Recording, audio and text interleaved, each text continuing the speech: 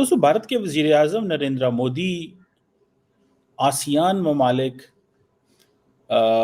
के जो 10 ममालिक हैं आसियान के, उनके साथ एक समिट में इस वक्त लाओस में मौजूद हैं। नरेंद्र मोदी लाओस में है और वहां पर वो एक तो आसियान समिट अटेंड करने गए हैं और इसी के साथ जो एक्ट ईस्ट पॉलिसी है इंडिया की, उसको 10 साल हो गए हैं।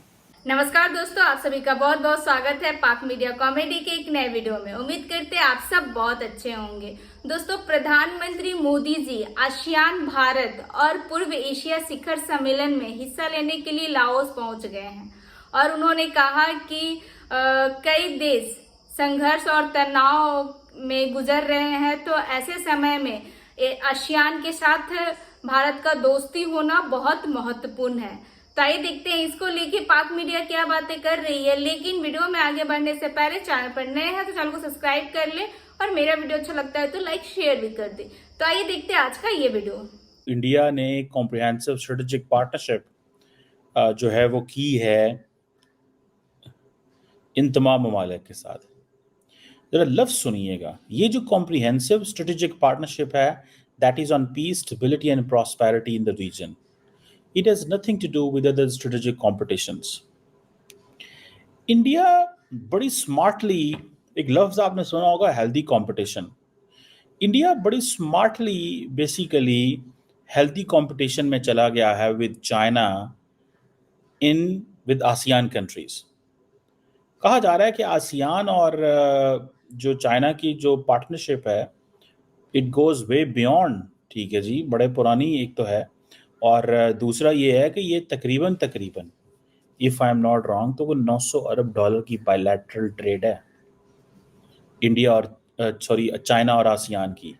इंडियंस बीच में आ गए हैं और इंडियंस कह रहे हैं कि हमें ये strategic partnership, comprehensive strategic partnership चाहिए विद आसियान। 10 ममालिक नरेंद्र मोदी को वेलकम कर रहे हैं।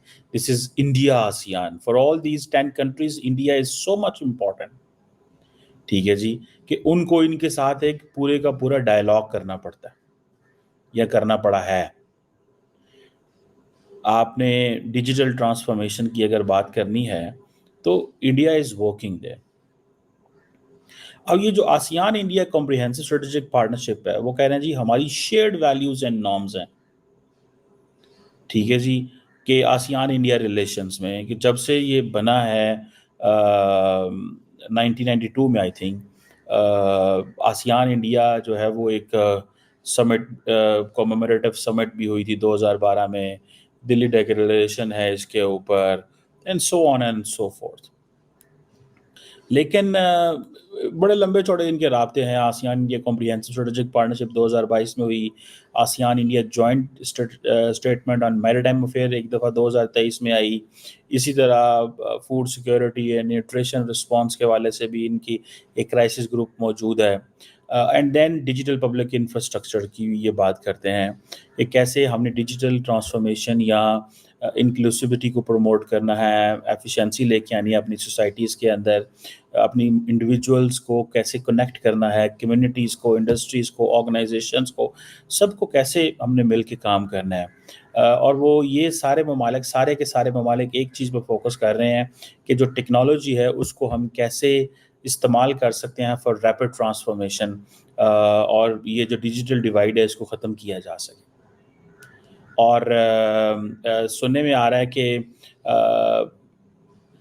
इंडिया जो है इट इज़ हेल्पिंग आसियान का एक डिजिटल मास्टर प्लान है 2025 का, ठीक है जी, उसमें काफ़ी ज़्यादा मदद कर रहा है इंडिया नॉलेज शेयरिंग में, कैपेसिटी बिल्डिंग में। ये जो एरिया है ना आसियान का, ये तमाम के तमाम जो ममालिक हैं वो एक ही बात कर रहे हैं। Indonesia, Malaysia, Philippine, Singapore, Thailand, Brunei Darussalam, Vietnam, Laos, Myanmar, Cambodia, ये सारे के सारे एक ही बात कर रहे हैं, ठीक है जी, एक ही बात कर रहे हैं, और वो ये बात कर रहे हैं कि हमें डिजिटल ट्रांसफॉर्मेशन चाहिए, पब्लिक जो इंफ्रास्ट्रक्चर है वो सारे का सारा डिजिटल होना चाहिए। इस पे ही फोकस किया जा रहा है। और मज़े की बात यह है कि वो जिधर भी जाते हैं नरेंद्र मोदी साहब, वो कहते हैं कि हमारे तो सिविलाइजेशनल लिंकेजेस हैं, क्रॉस कल्चरल एक्सचेंज है, ठीक है जी, मैरीटाइम रूट्स हमारे एक रहे हैं, क्योंकि इंडिया है ही बड़ा। इंडिया मिडल ईस्ट में जाए तो वो कहता है हमारे आपके साथ सिविलाइजेशनल ताल्लुकात हैं। इंडिया आसियान में किसी मुल्क चला जाए, कहता है हमारे आपके साथ सिविलाइजेशनल ताल्लुक हैं। इंडिया जो है वो यूरोप में नहीं जाके कहता है सिविलाइजेशनल ताल्लुकात है, लेकिन सेंट्रल एशिया तक इंडिया जहाँ भी जाता है यही कह रहा है। सो जो प्राइम मिनिस्टर मोदी वहाँ बैठे हुए हैं ना, there is one word for that और वन रीज़न, टू कह लेनी चाहिए, ठीक है जी। और वो ज़ाहिर बात है, जो रीज़न है पहली तो इंडिया इटसेल्फ है कि इंडिया समझ रहा है कि हमें इस पे काम करना चाहिए आसियान के ऊपर अपनी इकॉनमी बेहतर करने के लिए। दूसरी चाइना।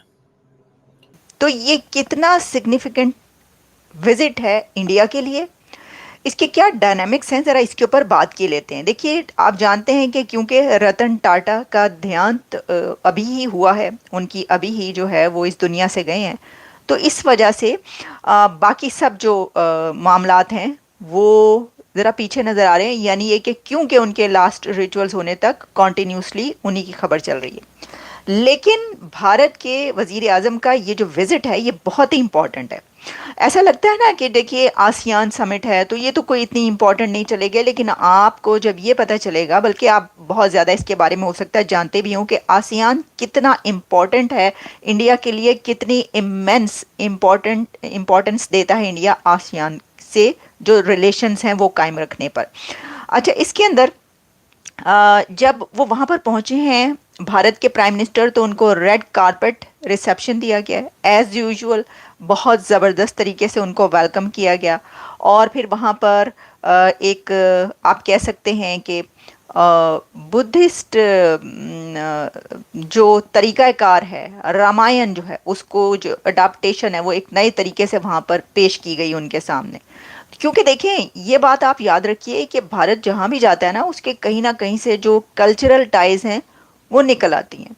और ये तो आपको पता ही है, ये जो कल्चरल वैल्यूज़ हैं वो तो बहुत सिमिलर भी हैं, और उनके जो लिटरेचर है और बहुत कुछ इसमें सिमिलैरिटीज़ पाई जाती हैं। तो इस तरीके से वो डायस्पोरा से भी जो वहाँ पर मिले, तो काफ़ी इसके अंदर कल्चर और हिस्ट्री जो है उसके ऊपर काफ़ी मैं देख रही थी कि देखने को मिली चीज़ें। रामायण के ऊपर जो है वो भी पता चला कि कैसे नए तरीके से उनके सामने पेश किया गया।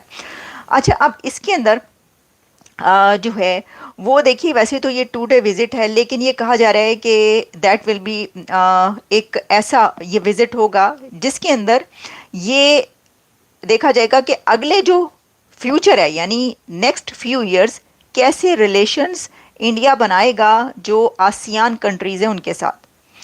अब आपको ये तो पता ही होगा कि जो आसियान कंट्रीज़ हैं उसमें यानी वैसे तो इंडिया के सभी कंट्रीज़ जो हैं उनके साथ बड़े अच्छे रिलेशंस हैं। यानी जब हम ये बात करते हैं ना कि जी तो वो कौन सा कंट्री है उनके साथ रिलेशन नहीं है, बल्कि मैं एक बड़ी ही इंटरेस्टिंग इसके अंदर देख रही थी, वो मैं आपके सामने भी बताऊंगी कि ये जो इस वक्त वहाँ पर नरेंद्र मोदी साहब पहुँचे हैं ना, तो इतनी इंटरेस्टिंग एक इसका एस्पेक्ट है कि इसमें इम्पॉर्टेंट एनिवर्सरीज जो हैं वो भी आ रही हैं इंडिया की दूसरे कंट्रीज़ के साथ।